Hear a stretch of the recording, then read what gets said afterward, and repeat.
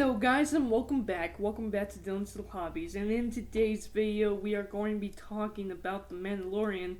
Before we do that, I actually did get a haircut, but when I woke up this morning this is what my hair looked like. Oh well, you know what? It doesn't matter what my hair looks like, because it's Christmas time to me anyway, I really do love Thanksgiving. I love Christmas, but it's 2020. I just want it to be Christmas. I pretty much want the year to be over, except I want more Mandalorian. And in fact, Disney keeps giving me this Christmas present every week until Christmas. More Mandalorian. Oh boy. In today's video, we are going to review The Mandalorian Season 2, Episode 4. Episode 4. Spoilers in this video. And guys, just like last week with, you've probably seen it at this point, so I'm gonna say it, with bokatan, you do not want to know anything going into this episode. You don't want to be spoiled. You want to actually watch the episode. Guys, spoilers in this video. Don't watch it. Go and watch the show. Go and watch this episode because it is nuts. Oh boy, where do I begin? Okay, I gotta begin with the biggest thing we saw in the episode. The biggest thing to me that we saw in this episode was that tube. There was something in those tubes. What were there? Clones? What were those things? The answer, I think, Snoke. So is that actually the birth of Snoke? No, we kind of already know what Snoke is, but could this be the beginning of Snoke? Say what you want about the sequel trilogy. Trust me, it's never gonna be canon to me. Either I do not like the sequel trilogy, that's just me. Hey, if those of you who love it, fantastic, but I'm just not into it. But if they want The Mandalorian to make the sequel trilogy make sense, then, who knows? Maybe I can warm up to what happened in the sequel trilogies more, right? So, again, with this whole thing with Boba Fett coming back, we still have nothing new on that. I don't even know, because of what happened with Palpatine, I don't even know if that was a good idea, and I'm waiting to see what that storyline ends up being. I think the Boba Fett might come back working for Grand Moff Gideon, and if that happens, we're going to get him versus our boy the Mandalorian himself, Din Djarin, which will be a lot of fun. But when it comes to what was in that container, I think this might be the start of Snoke. And we even learned that the reason why they wanted Baby Yoda is to get his blood, to get his DNA. To clone Baby Yoda? No, probably to make Snoke from Baby Yoda's blood. And the idea of that sounds crazy to me, but I mean, if they're going to start merging this with the sequel trilogy and actually start getting sense out of the sequel trilogy, I'm here all for it. I want to know what story they can tell. I want to see if they can actually make sense of the sequel trilogy, because just to me, the sequel trilogies don't make much sense at all. That's just me, though, So I really am interested in seeing what the backstory of the sequel trilogy is, and I think we are getting that. This is something that I wanted from The Mandalorian. Whenever we started getting Grand Moff Gideon at the end of Season 1, I really thought, what? This could be a great way to show the remnants of the Empire forming together to create none other than the First Order. And, of course, because of that, I have a feeling that at the end of the series, not this series, maybe a couple different series, but I feel like at the end of the whole idea, the whole storyline with Grand Moff Gideon, I think he'll end up dead before the First Order, before Snoke even probably shows up. I think that's where we are going with this. But then you also have Grand Moff Gideon looking at these robotic, trooper-like forms. What are they? Are they stormtroopers? They look like robotic. They look a little bit Darth Vader-esque. They, to me, kind of look like super death troopers? I don't know what they are. So, actually, I was watching live alongside Star Wars Theory. Shoutouts to him, because he makes awesome videos. I was watching him live when I watched The Mandalorian last night, right? And here's the thing. I was seeing all over his chat people talking about this so-called Legends Dark Trooper. I don't know what that is, and I don't want to look it up, because if it comes true, then it's spoilers.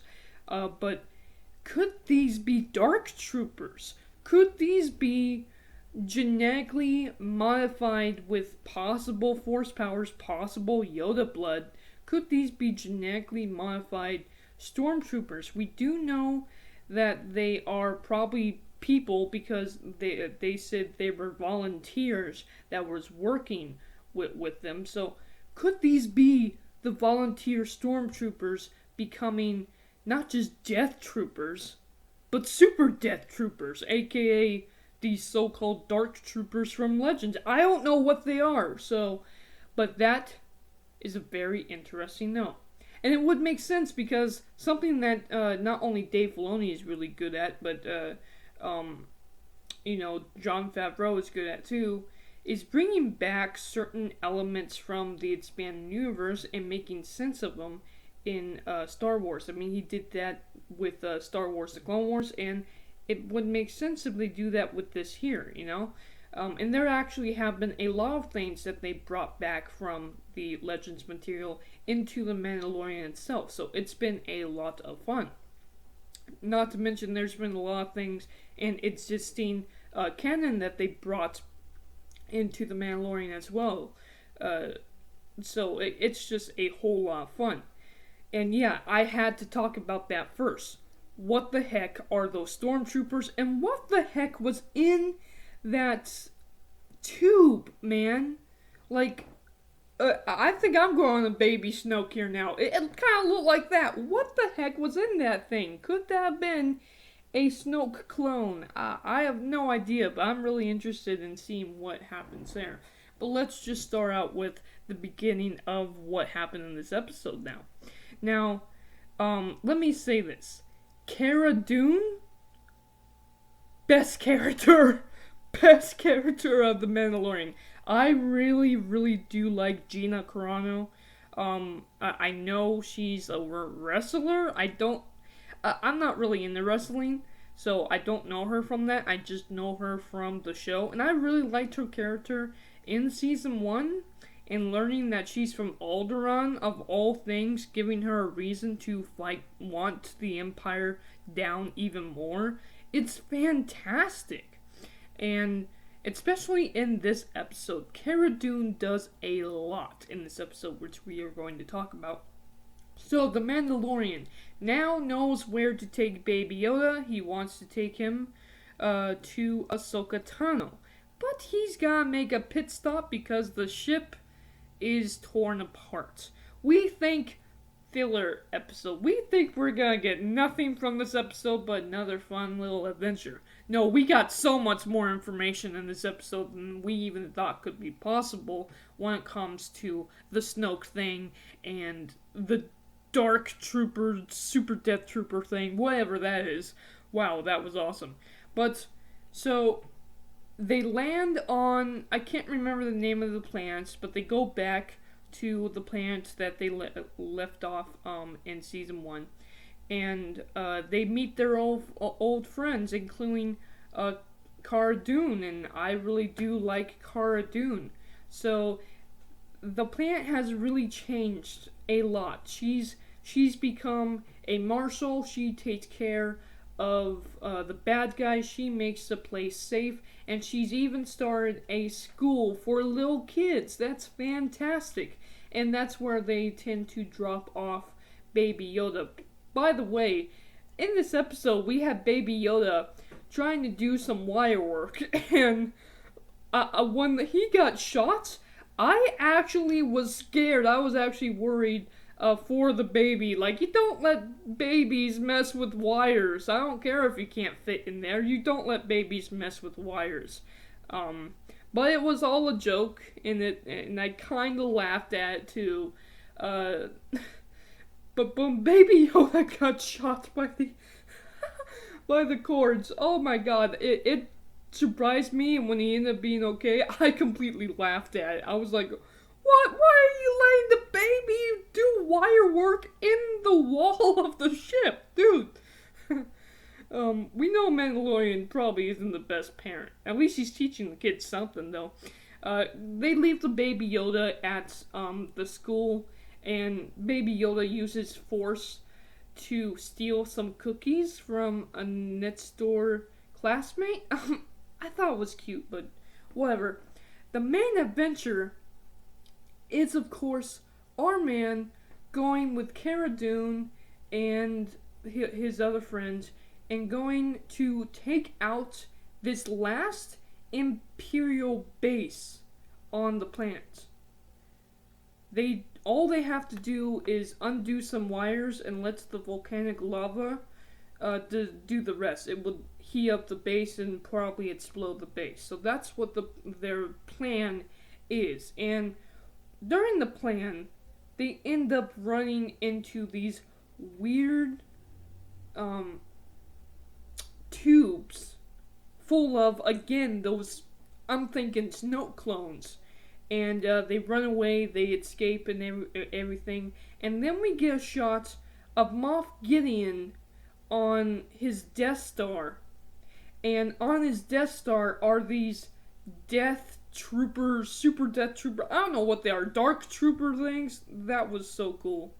Of course, at the end of the show, Baby Yoda and the Mandalorian gather up their things and plan to go find Ahsoka Tano, while Cara Dune, she doesn't really know whether or not she wants to join the Rebel Alliance anymore. She's had her past with it, and she's doing good on this planet. It's kind of a new start for her. She lost everything when her planet Alderaan died. Her planet Alderaan, it's not like she lost, her parents, her husband, her brother.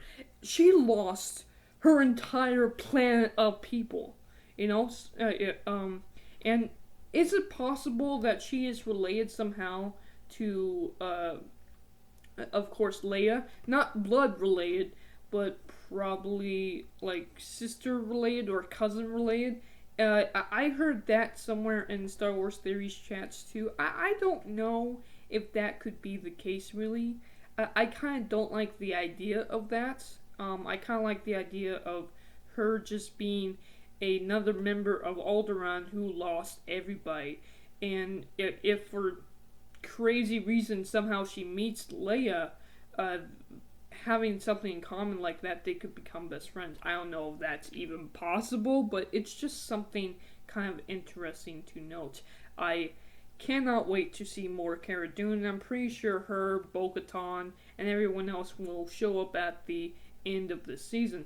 But right now we have Mandalorian taking Baby Yoda to Ahsoka Tano, and we also have, of course, our big man himself, Grand Moff Gideon, with his robot army about to take out the Mandalorian, because while he got the ship fixed, there was a guy there who was actually working for Grand Moff Gideon, and he put a tracker on the ship. So Grand Moff Gideon knows where he's going, and that could also lead him to Ahsoka Tano. Could we see Grand Moff Gideon with the Darksaber fight Ahsoka Tano? Or Sabine Wren?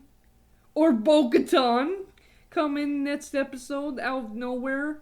I have no idea, but that would be really cool. I cannot wait for that. And I know Ahsoka Tano is going to be in next episode because Dave Filoni is actually doing next episode. Fantastic. Can't wait. Anyway, that was my review. There's a lot more in this episode that I didn't talk about. I could sit here for hours and just talk about the show, but I gotta stop here. Thank you guys for watching. Let me know down in the comments below. What are those things? Are they Dark Troopers? What was in that tube? Was that Snoke? And did you think Baby Yoda wire work could use a little improvement? Thank you guys for watching, and I am out. Bye.